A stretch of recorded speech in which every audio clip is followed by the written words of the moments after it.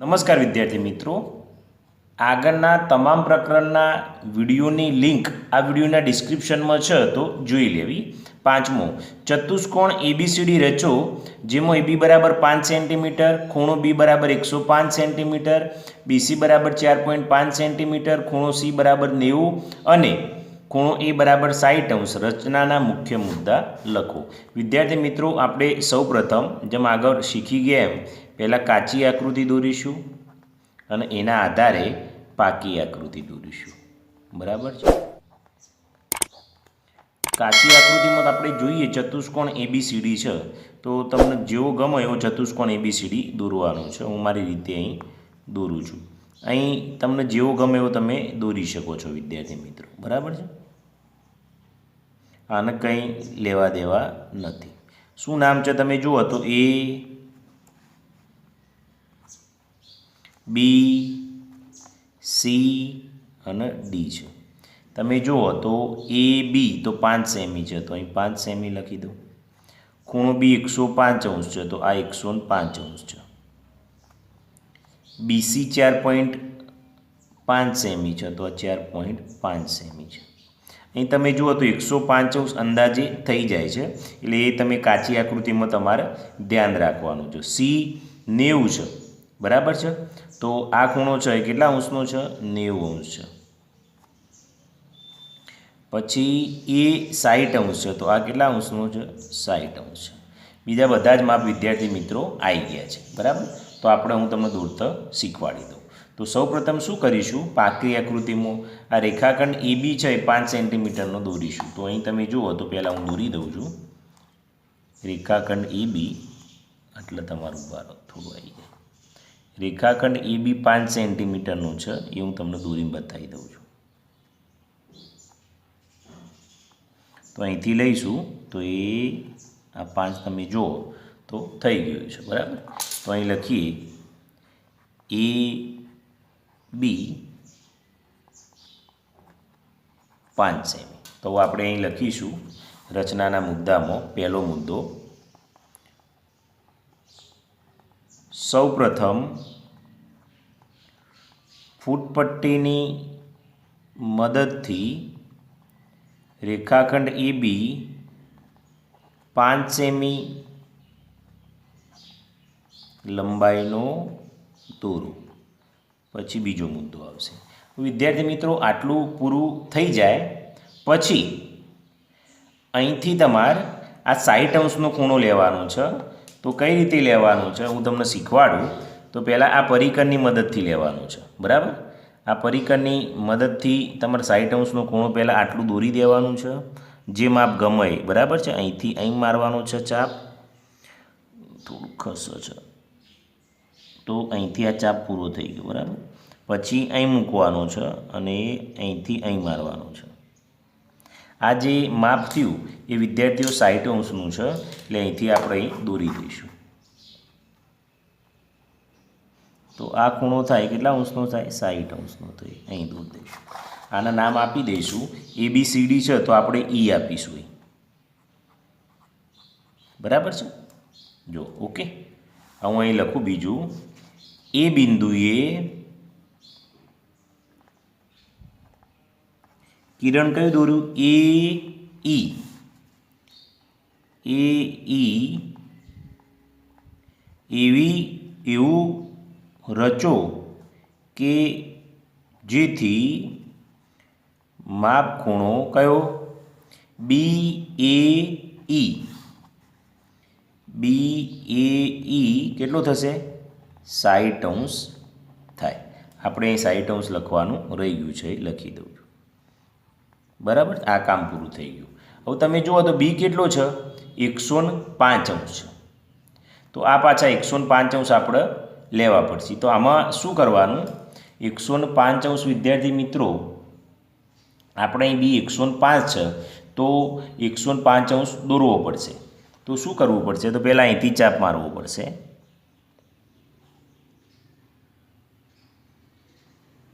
Okay. પછી અહીંથી ચાપ મારવાનો, પછી અહીંથી આગળ મારવાનો. ઓકે. પછી અહીંથી ઉપર મારવાનો, અહીંથી ઉપર મારવાનો. આ જે ખૂણો થયો એ 90નો થયો, બરાબર છે. હવે આમાં 90 અને આ બંનેની વચ્ચે અડધા કરવાના છે, બરાબર. આ તમે લીટી પહેલાં સેજ દોરી દેવાની એટલે મને ફાવે થોડી. અહીં આ કાચી લીટી છે, બરાબર. આ લીટીનો આ 90 અંશનો ખૂણો થાય, પણ આપણે 90 જોતો નથી, 105 જોવો છે. તો અહીંથી અને અહીંથી બંનેથી વચ્ચેથી ખૂણો મારવાનો છે, એ અહીંથી અહીં મારવાનો અને અહીંથી અહીં મારવાનો. અહીંથી અહીં મારી દઉં પહેલાં. ઓકે, આ જે લીટી આવી 105 અંશની આવી, તો અહીંથી આપણે એવું લીટી દોરીશું.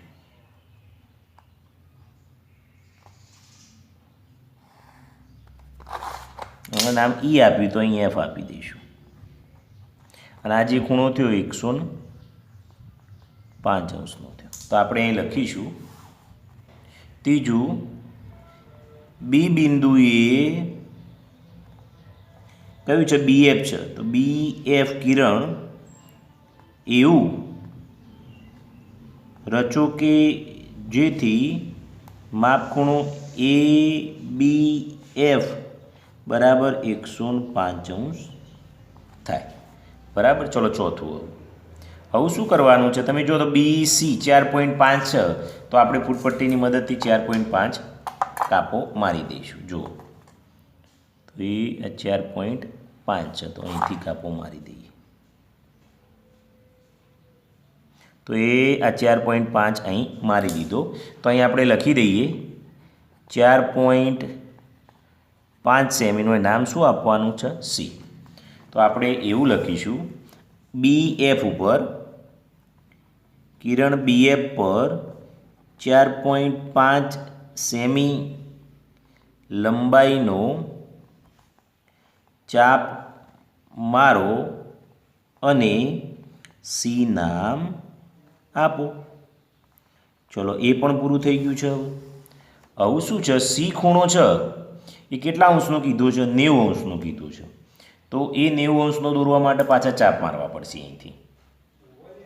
તો અહીંથી ચાપ મારો C અંશનો, તો તમને શીખવાડું તો અહીંથી થોડું માપ નાનું લઈ લો, એટલે આ રીતે થશે.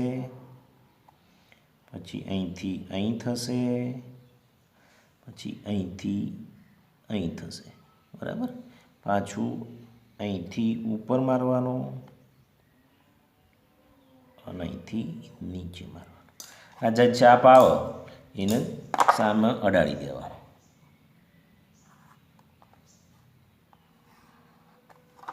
બરાબર. તો આ જે ખૂણો છે એ કાટકોણ થશે અને 90 અંશ થશે. તો અહીં પાછું લખવું પડશે. પાંચમું, સીને કેન્દ્ર લઈ, આ થોડું આપણે વધારી દઈશું, એફ તો જી કરી દઈએ. સીને કેન્દ્ર લઈ સીજી એવું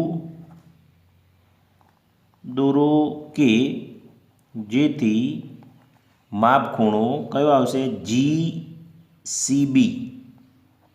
GCB બરાબર 90 અંશ થાય, બરાબર છે. અહીં પણ દોરાઈ ગયું છે. હવે તમે જુઓ તો કંઈ બાકી નથી. હવે જે આ બે બિંદુ છેદ ત્યાં કયું નામ આપવાનું છે? ડી. તો અહીં આપી દઈએ ડી. તો અહીં લખીએ કિરણ CG અને A. કિરણ CG અને કિરણ A જો છેદે ત્યાં ડી નામ આપો, બરાબર છે. પછી અહીં લખીએ આમ ચતુષ્કોણ ABCD એ માગ્યા મુજબનો ચતુષ્કોણ છે. ઓકે વિદ્યાર્થી મિત્રો, આ રીતે તમારે દોરવાનું છે અને રચનાના મુદ્દા લખવાના છે. ઓકે, ચલો આપણે આગળ જોઈએ. છઠ્ઠો, લંબચોરસ XYZW રચો જેમાં XY 5.5 સેન્ટીમીટર અને YZ 4.5 સેન્ટીમીટર રચનાના મુદ્દા લખો. વિદ્યાર્થી મિત્રો પહેલાં કાચી આકૃતિ દોરીશું, પછી પાકી આકૃતિ દોરીશું. કાચી આકૃતિ છે વિદ્યાર્થી મિત્રો, એ લંબચોરસ છે, તો પહેલાં લંબચોરસ દોરી દઈએ.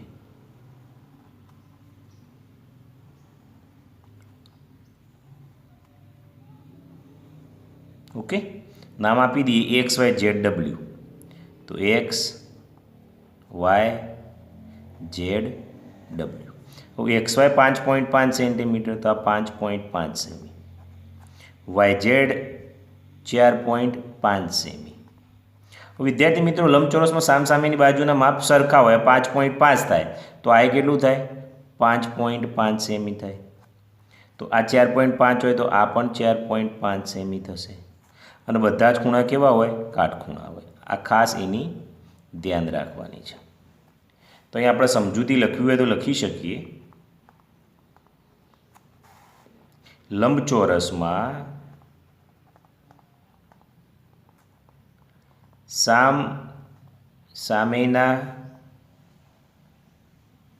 સામસામેની બાજુના માપ સરખા હોય છે અને બધા જ ખૂણા કાટખૂણા હોય છે. સામસામેની બાજુના માપ હોય તો XW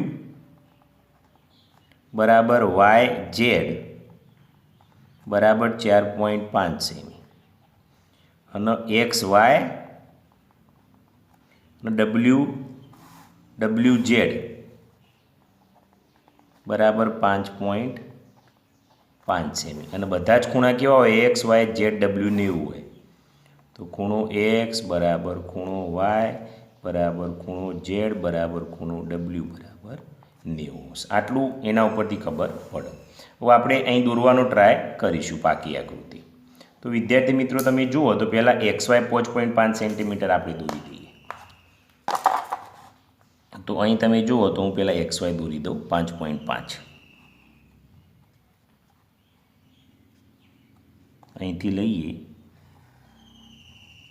ઓકે, તો અહીં નામ આપી દઉં XY 5.5 સેમી. આટલું દોરાઈ ગયું. તો આપણે લખી દઈએ. સૌપ્રથમ ફૂટપટ્ટીની મદદથી 5.5 સેમી લંબાઈનો XY દોરો. વાર્તા પૂરી થઈ ગઈ. ચલો હવે આગળ જોઈએ. હવે તમે જુઓ તો 90 અંશના ખૂણા દોરવાના છે બંને. તો કેવી રીતે દોરીશું? તો આપણે પહેલાં અનુકૂળ માપ લઈ લઈશું. આટલું જે માપ લો એ વિદ્યાર્થી મિત્રો લીધા પછી હલવું જોઈએ નહીં. ચલો હું આટલું લઈ લઉં છું, બરાબર? આટલું માપ લઈ લીધું. હવે જો હું ચાપ મારું, અહીંથી તમારે ચાપ મારવાનું છે. એક વખત લીધા પછી માપ હલવું જોઈએ નહીં. ઓકે, ચલો પછી અહીંથી ચાપ મારવાનો. અહીં આ સાઈડનો થયો. પછી અહીંથી અહીં મારવાનું. આ 120નો થયો. હવે 60 અને 120ના અડધા કરવાના, એટલે પાછો ઉપરની બાજુ મારવાનો અને અહીંથી ઉપરની બાજુ મારવાનો. એટલે આ ખૂણો 90 અંશનો થઈ ગયો, બરાબર? એ જ રીતે આપણે અહીં મારી દઈએ એટલે બે ભેગું કામ પતી જાય. ફરીવાર મારે મથવું ના પડે. ચલો એ આ થઈ ગયું. તો અહીંથી અહીં મારી દઈએ. પછી અહીંથી અહીં મારી દઈએ. તમે જુઓ તો પછી અહીંથી અહીં ઉપર મારી દઈએ એટલે આ 90 અંશનું થઈ જાય અને અહીંથી અહીં મારી દઈએ. ચલો ઓકે, આ રીતે દોરાઈ જાય પછી આપણે લીટું ખેંચી લઈએ. આ ખૂણો છે એ 90 અંશનું થઈ જશે. એ આટલા સુધી ખેંચી લઈએ અને આ પણ આપણે આટલા સુધી ખેંચી લઈએ. બરાબર છે? બંને સરખા કિરણ ખેંચીએ. ચલો અહીં જે નામ છે XYZW છે, તો અહીં હું A લઈ લઉં અને અહીં કયું લઈ લઉં? B લઈ લઉં. બરાબર. આ જે ખૂણો છે એ કેટલા અંશનો થશે? 90 અંશનો થશે. આ ખૂણો છે એ પણ કેટલા અંશનો થશે? 90 અંશનો. હું આ બંનેનું ભેગું લખી દઉં. બરાબર. ચલો બીજું શું કર્યું હતું? બીજું આ એક્સનો ખૂણો છે, બરાબર છે, એ 90 અંશ આપણે લીધો છે કે બરાબર. તો અહીં આપણે લખીએ એક્સ ને માપ લઈ ખૂણો એક્સ બરાબર 90 અંશ થાય તેવું એક્સ એ કિરણ દોરો. ચલો ત્રીજું, વાયને માપ લઈ ખૂણો વાય બરાબર 90 અંશ થાય તેવું વાય બી કિરણ દોરો. હવે વિદ્યાર્થી મિત્રો બંને કિરણ આપણા આવી ગયા છે. ચલો મેં જુઓ, એ દોરાઈ ગયો અને બી એ દોરાઈ ગયો. હવે શું કરવાનું? તો અહીં માપ 4.5 છે અને અહીં પણ કેટલું છે? 4.5. તો અહીંથી 4.5નો ચાપ મારવાનો અને અહીં 4.5નો ચાપ મારવાનો. તો આપણે હું માપ લઈ લઉં અને પછી 4.5નો ચાપ મારી દઉં. તો અહીં માપ લઈએ 4.5, આટલા આવશે. બરાબર છે. એક્ઝેક્ટ માપ લેવાનું છે એટલે તમારી ભૂલ થાય નહીં. ચલો અહીંથી ચાપ મારીએ 4.5નો, તો જે આવે એ લેવાનો. તો અહીં આવી ગયો. અહીંથી મારીએ તો આ પણ આવી ગયો. બરાબર. તો અહીં લખીશું ચોથું, પરિકરની મદદથી 4.5 સેમી લંબાઈનો એક્સને કેન્દ્ર લઈ ચાપ મારો. એ પતી ગયું. ચલો એ જ રીતે અહીં વાયને ગણીશું. તો પરિકરની મદદથી 4.5 સેમી લંબાઈનો વાયને કેન્દ્ર લઈ ચાપ મારો. ચલો બંને ચાપ તમે જુઓ તો અડી ગયા છે. હવે આ જે છે એને શું કરવાનું છે? જોડી દેવાના છે. તમે જુઓ તો અહીં જે છેદ એને કયું નામ આપીશું? W. અને અહીં જે છેદ એને Z નામ આપીશું. હવે આ બંનેને શું કરવાના છે? જોડી દેવાના છે. તો આપણે જોડી દઈએ. ચલો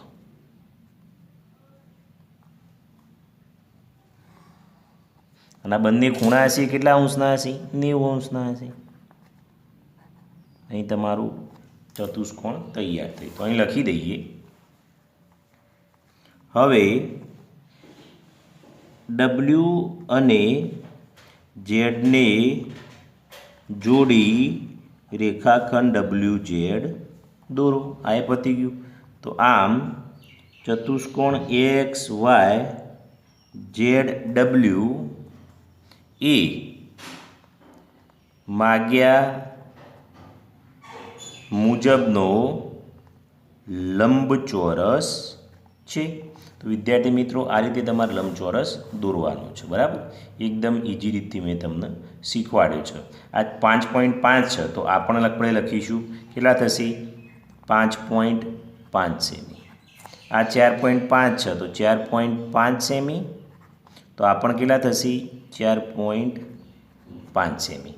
આ રીતે લંબચોરસ વિદ્યાર્થી મિત્રો દોરવાનું. જો સાચું છે કે ખોટું એ ચેક કરવું હોય તો જુઓ, આ એ 5.5 થઈ ગયું, આ એ 5.5 થઈ ગયું, આ એ 4.5 થયું અને આ પણ 4.5 થયું.